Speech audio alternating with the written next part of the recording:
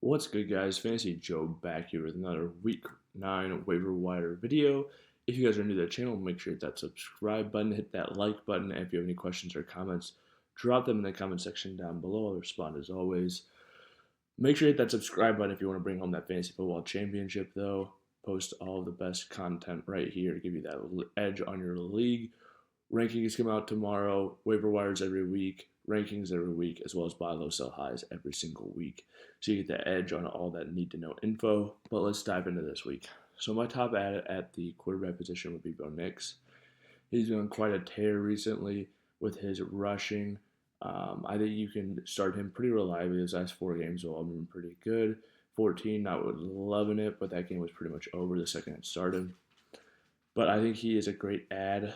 Geno Smith's probably out there in some leagues, 58% owned. Until DK's back, I'm probably not playing him, though. Darnold, I think, is a good ad. I think Darnold's pretty solid. He's a QB 15, but he looked really good this last week, and he's already had his bye. But not a ton of guys at the quarterback position, but some solid starts for sure. Let's see. Dak's probably out there in a decent amount of leagues. I think he's a solid ad with his schedule rest of season. I think there are better days to come. Moving on to the running back position.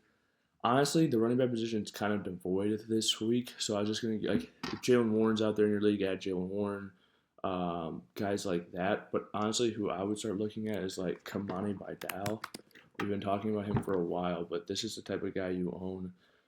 So that if something happens to J.K. Dobbins, you can hit big. I think he'll immediately start to get a lot of volume. He hasn't shown the most efficiency so far to start his rookie year, but neither has J.K. Dobbins. He's getting the ball a ton, and he keeps getting more and more inefficient as the season moves on. Blake Corum should be owned. Another guy, a high-end handcuff that I would make sure is on my roster. If anything happens to Kyron, he'd be extremely valuable for fantasy football, especially considering he might get a 90% snap share or something close to that. Maybe Ronnie Rivers spells him a little bit more than Kyron, but it'd still be very good for him. Throwing out another name, Braylon Allen, if he's out there in any of your leagues, he should absolutely be owned as a cuff for Breece Hall. He could be a potential league winner moving the rest of the season if something happened to Breece. And then another guy I want to cover, Trey Benson. I think it would be the handcuff for the Arizona Cardinals.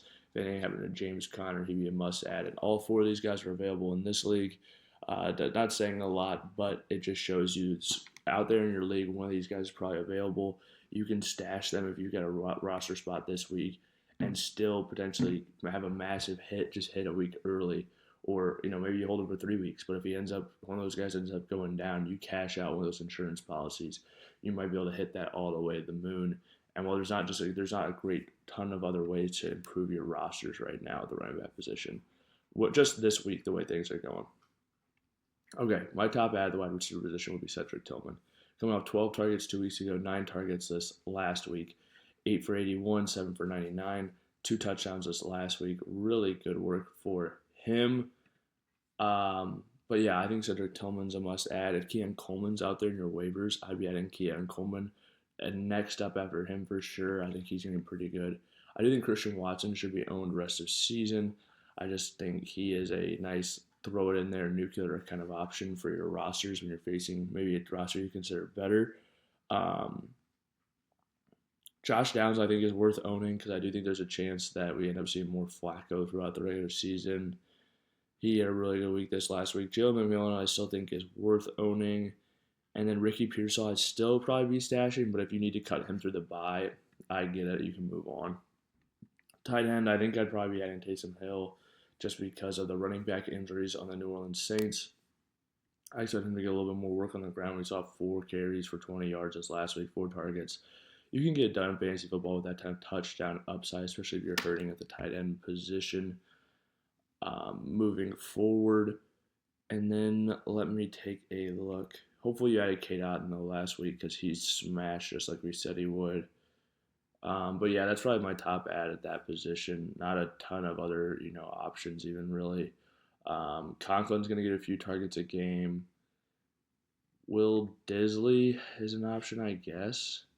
11 and 7 targets. That's probably who I would go with next, but not super excited about him. Johnny wasn't nearly as involved this last week. But moving on to defenses as well. I would probably be adding the Bengals defense as my first choice. Then probably the Patriots defense against Tennessee. I think Levis likely starts, and then I'd probably go Commanders or Texans in one of those orders. But those are my top waiver wire ads for this week. If you guys are new to the channel, make sure to hit that subscribe button, hit that like button. If you have any questions or comments, drop them in the comment section down below. I'll respond as always. This has been Fantasy Joe. Thank you guys so much for watching.